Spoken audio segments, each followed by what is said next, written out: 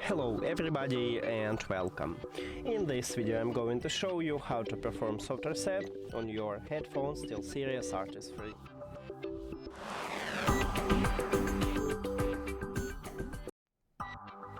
Firstly, you need to locate the power button, what located at the bottom of the right ear cup, and have a Bluetooth icon.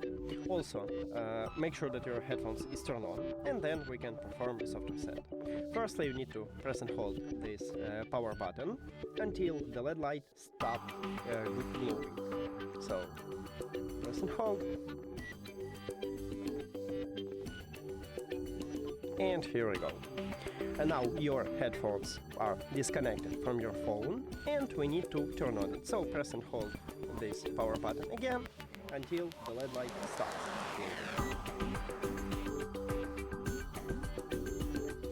Here we go, and now it should reconnect to your phone. We have connection, we did it. Thank you for watching this video. If you found it helpful, please consider subscribing to the channel and leave a